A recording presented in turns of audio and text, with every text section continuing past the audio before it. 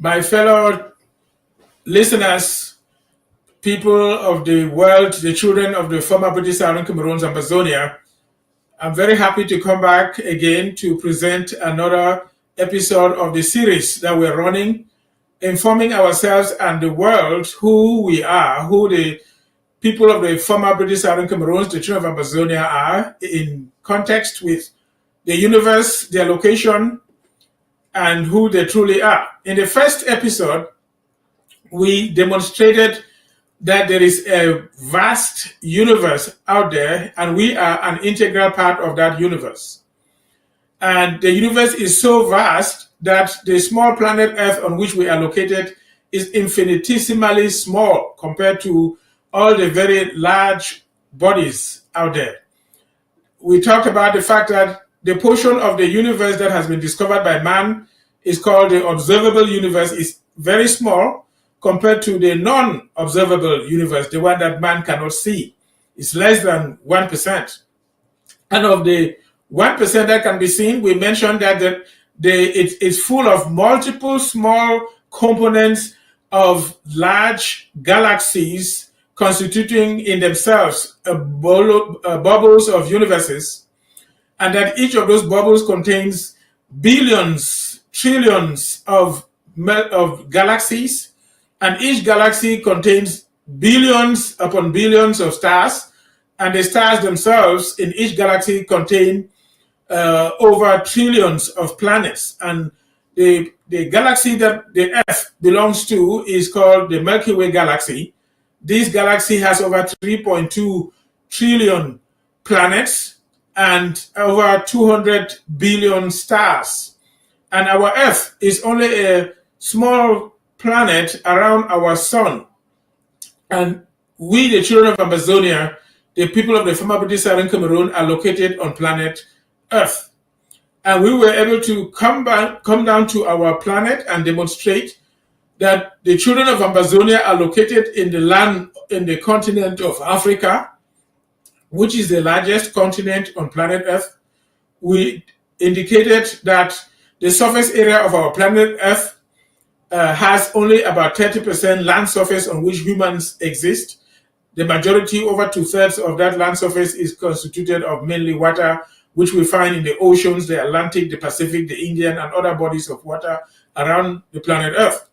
And we came back to say that on this continent of Africa that we belong to, we have primarily the children of Ham, who are dark-skinned, and they have migrated to their current locations where they have settled and lived for centuries. In fact, thousands of centuries, and a lot of migration has taken place across the land of Africa. We developed into different civilizations. We had great kings, the pharaohs, that migrated and came down with their populations from the land of Egypt, and we settled in different parts of the land of Africa.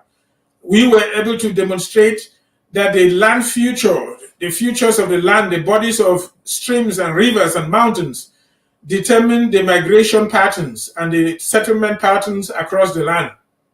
We showed that there was a big Bantu migration that came from around where the children of Amazonia are located, the former British Cameroon, the highlands around Bamenda, and they migrated into the center and south of Africa. We were able to demonstrate that there is a mountain range that starts right far deep within the Atlantic Ocean and comes across the Mount Cameroon and the mountains around the land of Amazonia, basically the former British Island Cameroon, even in the southern zone, Coupe Manengoba with the two lakes.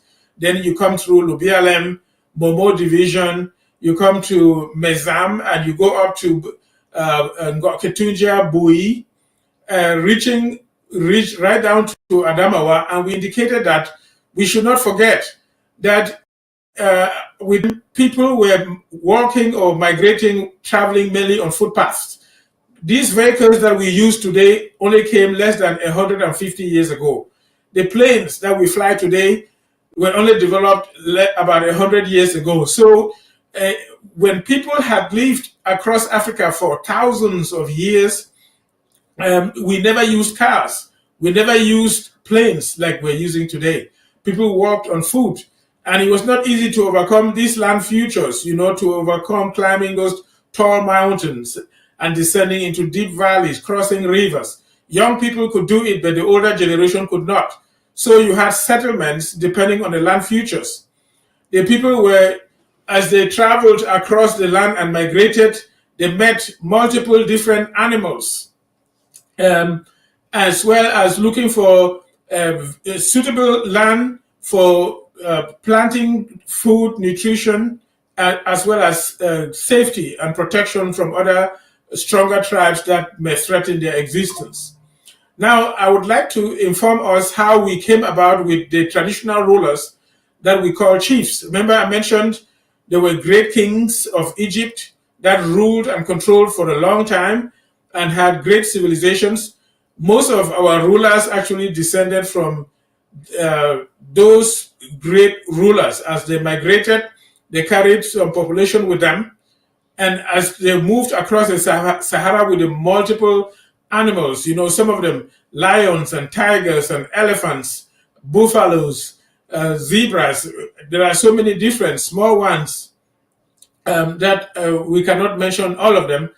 The people, they studied these animals and they were excited with their strengths. And so you will notice that some of our chiefs, they try to mimic the values, the strengths, and the attributes of mysticism to these animals and take it onto themselves. Now, I want us to understand how these chiefs came about. What happened was that as the tribes were migrating, the men, in particular the strong men, they would go hunting, and they gathered around the strongest man among the group and discussed how they would go do the hunting for the day. As they went out and hunted, they brought back what the catch was to the compound, to the main compound of the leader, where they sat down together and divided the catch for the day. And so people would take to their families their own portion. And what happened was that the remains, the skin of these animals were left in the compound of the leader. And so that's, you notice in our different tribes that when specific animals like lions and tigers are caught, they say you must go and give the skin to the palace. But that's where that practice came from. The people gathered at the compound of the strongest guy and they divided the catch of the day and left the skin with the leader. And then they went and ate. The next couple of days when they would be going out for another expedition, they gathered again in the compound of the leader, and he would take leftovers of what they had brought the previous day, cook some food for the people to eat before they go out for the catch. And when they came back, as usual, they would gather around his place and divide it and carry the portion for their families and left the skins. That is how the leaders developed. So you notice among our leaders that people tend to gather around their compound, they tend to eat, he tends to feel like he has to feed them. And when there are any unique animals that are caught, like lions and tigers, like say the skin, or even birds with special colored feathers, they say anything unique belongs to the palace. But that's where it came from. So I just wanted to bring that in so we understand where the concept of the local traditional ruler came from. So we had great traditions and great culture among ourselves. Some were written, but most of it was oral. That means narrated from mouth to mouth. So if you go to our villages, you talk to the people who have kept the culture, like the elderly generation and the traditional rulers and leaders. They'll be able to tell you about the migration of the individual tribes, of how they arrived where they are today. And like I was saying, some of them have lived in their current locations for thousands of years, some for hundreds of years, like the Bassa people have been where they are located since for about 700 years. Our own people have lived where we are for almost 500 years. And what happened is that the Europeans suddenly discovered that they needed more than what they had where they were. Remember that Europe is a cold country in winter. And if you have lived in Europe, they don't really have a lot. They have some, rare elements and minerals like iron in the ground that they harvested, but they did not have the food products that you harvest and have in Africa. And Africa is very rich. So basically, the Europeans started exploring to find places where they can get more resources for their growing population. And that's how, as they put it in their writing, we were discovered. We don't think we were discovered because we had always lived where we were. We knew who we were for thousands of years. We had our culture, but they are the ones who discovered us. And that encounter where the Europeans came and met us brought a lot of changes that have affected us till this day.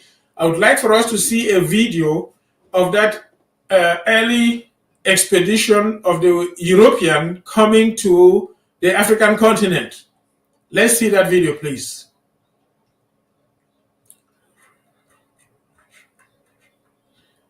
I'm waiting for the video of the expedition of the Europeans. One of the most profound and transformative periods in world history, the European exploration of Africa.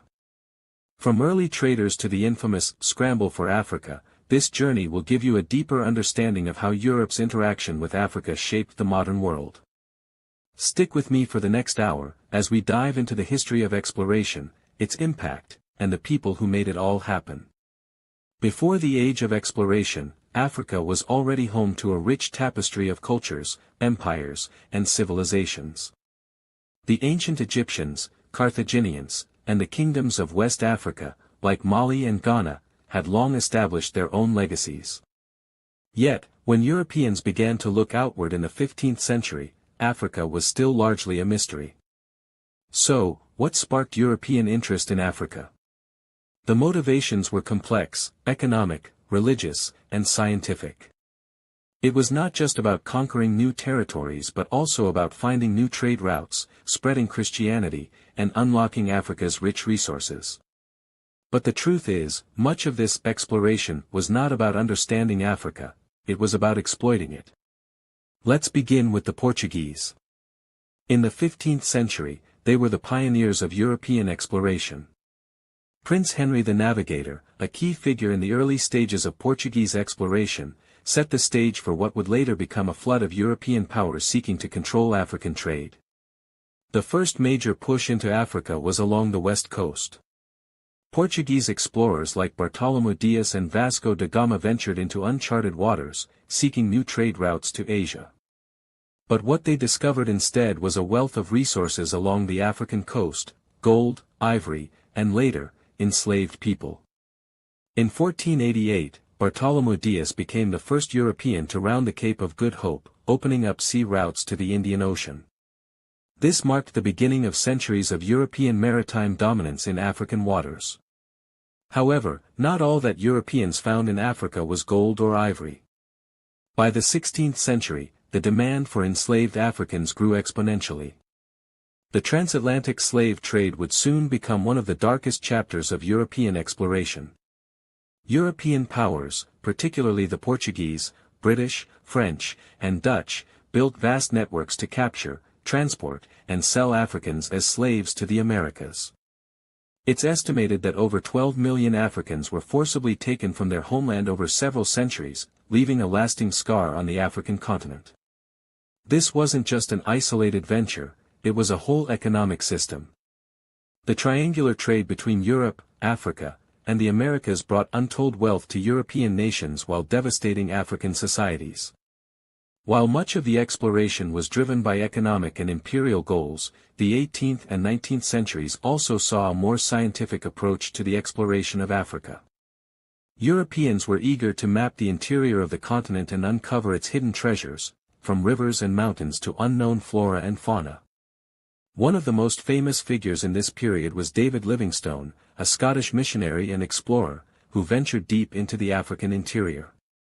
Livingstone's journey through Central Africa not only increased European knowledge of the continent's geography but also opened the door for further colonization. Livingstone's disappearance in Africa led to one of the most famous moments in the history of exploration, when Henry Morton Stanley famously found him in 1871, uttering the now iconic words, "Dear Livingstone, I presume." The scientific curiosity of the 19th century soon gave way to a race for control of Africa. The Scramble for Africa began in earnest after the Berlin Conference of 1884 to 1885, where European powers divided up the African continent without any regard for the indigenous populations.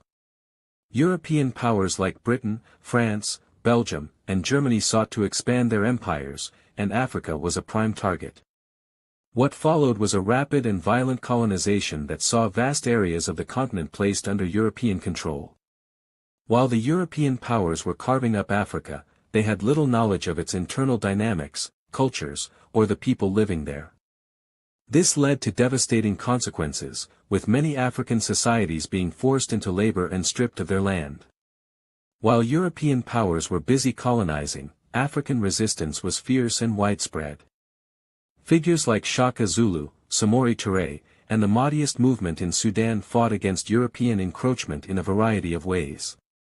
Despite the technological advantages of European armies, African resistance often led to prolonged conflicts, including major battles and guerrilla warfare.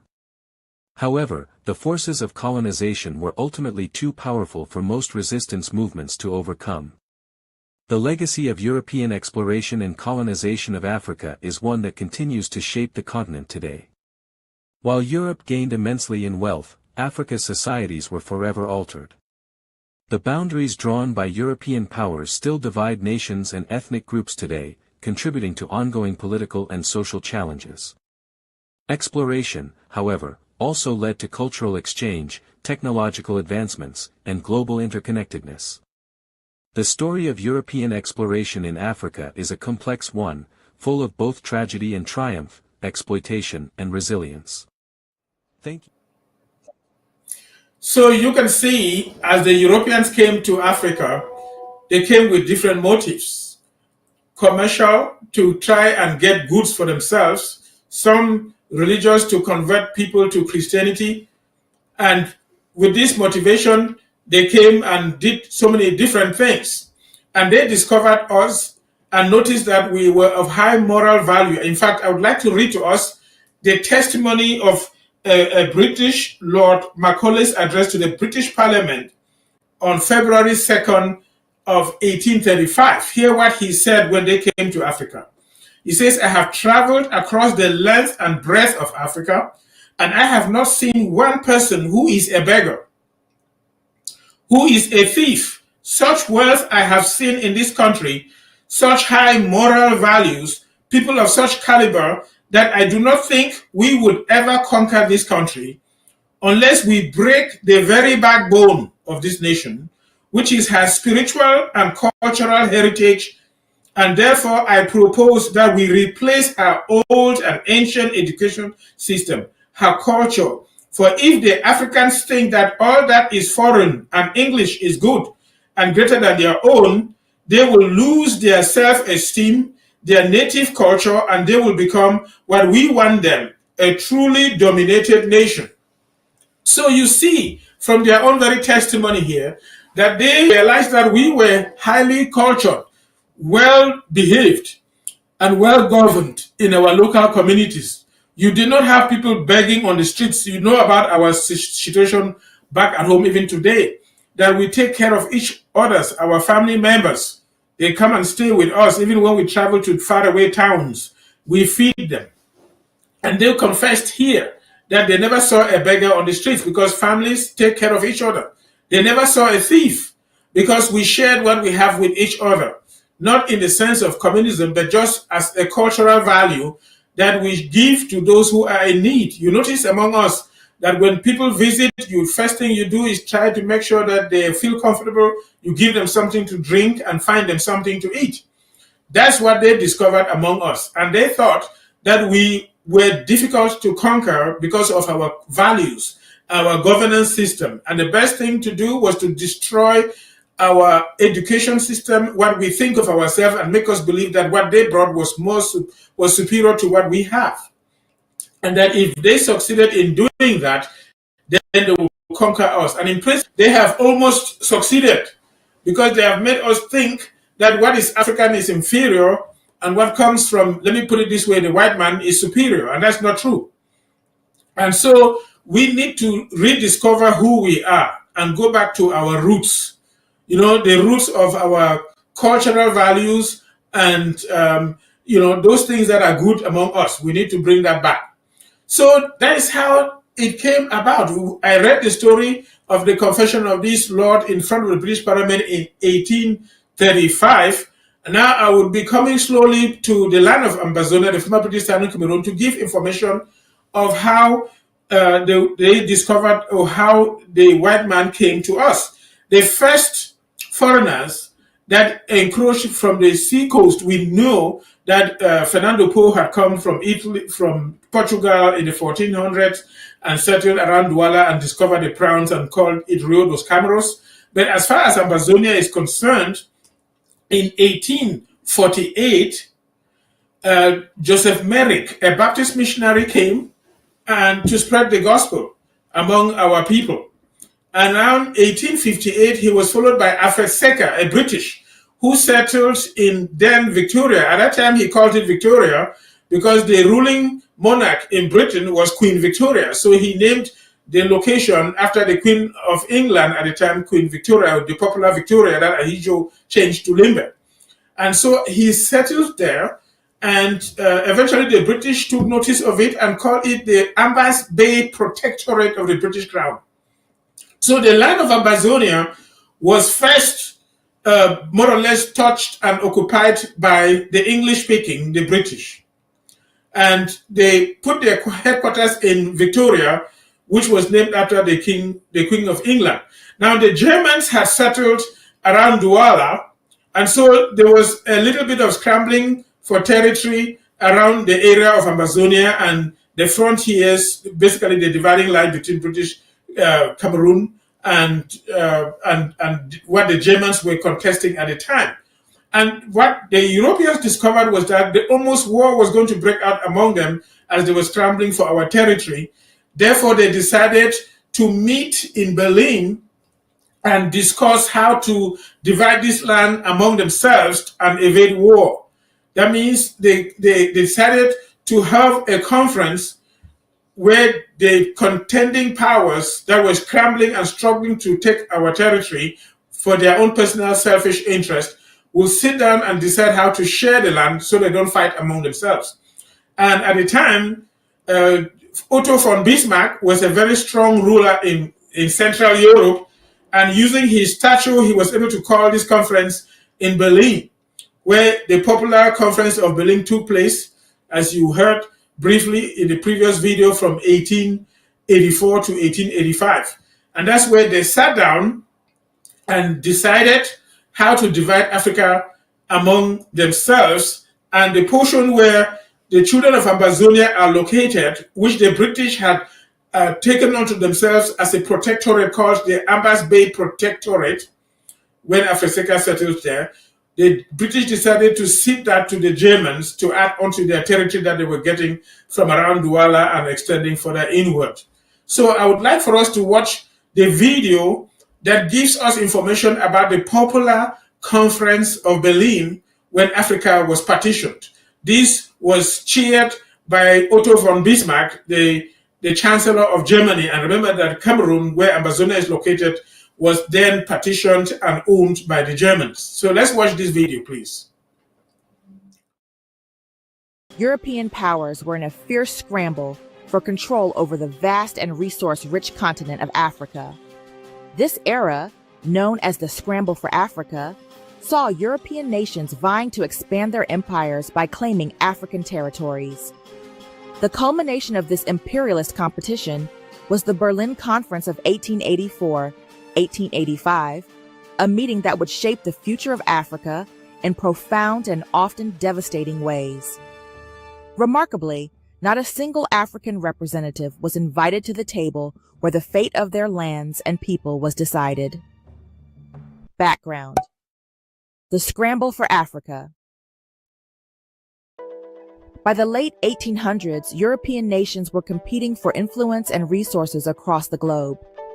Africa, with its vast mineral wealth, fertile lands, and strategic locations, became a primary target for colonial expansion.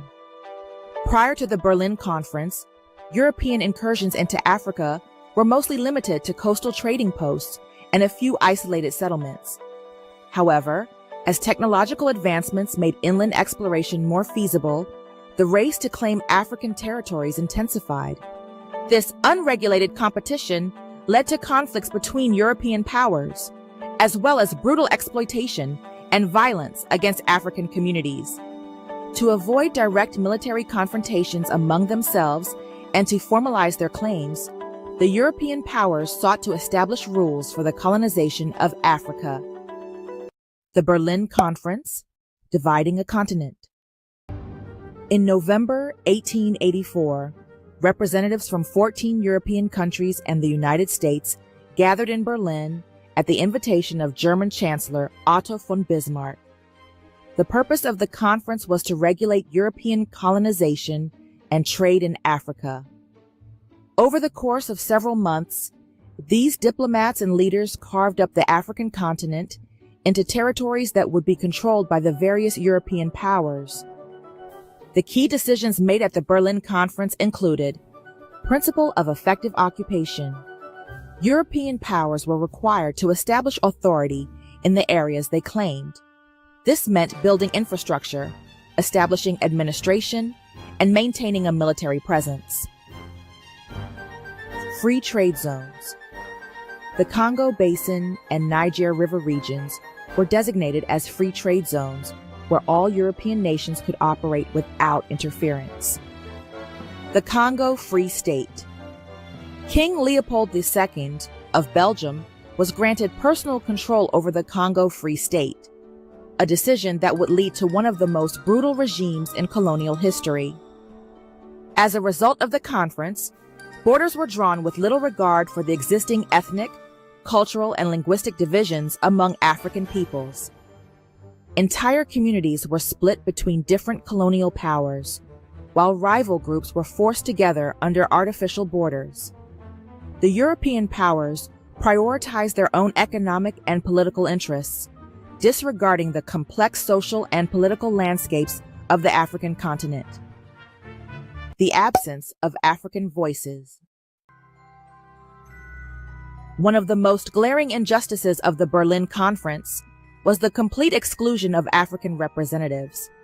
The decisions made during the conference were based entirely on European perspectives, with no consideration for the wishes or rights of the African people. The conference essentially legitimized the theft of African land and resources, setting the stage for decades of exploitation and oppression. African leaders and communities were left to deal with the consequences of decisions made thousands of miles away, with no say in the process. The arbitrary borders drawn by the European powers would lead to numerous conflicts and tensions in the following decades, many of which continue to affect Africa today. Aftermath and legacy. The Berlin Conference had a profound and lasting impact on Africa. By 1914, nearly 90% of the continent was under European control. The arbitrary borders and colonial administrations imposed by the European powers disrupted traditional societies, economies, and governance structures.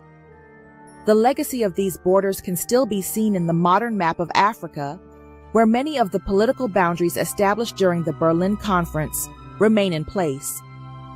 The exploitation of Africa's resources and people during the colonial period led to immense suffering and stunted the continent's development. The Berlin Conference is often cited as a symbol of the injustices of colonialism and the destructive impact of European imperialism on Africa.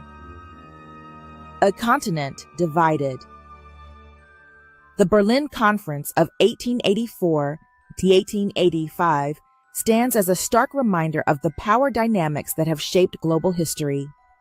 The division of Africa, without the presence of a single African voice, illustrates the deep disregard for the sovereignty and humanity of African peoples by the European powers. The conference set the stage for decades of colonization, exploitation, and conflict, the effects of which are still felt across Africa today. The story of the Berlin Conference is not just a historical event.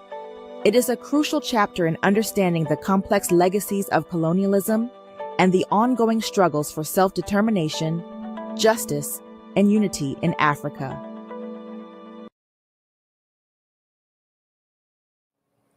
So, my dear people, you can see what happened to us, that when the Europeans came, they came for their own special needs, economic, even political and military, to conquer us, control us, and exploit us for their own benefit. They didn't care much about us.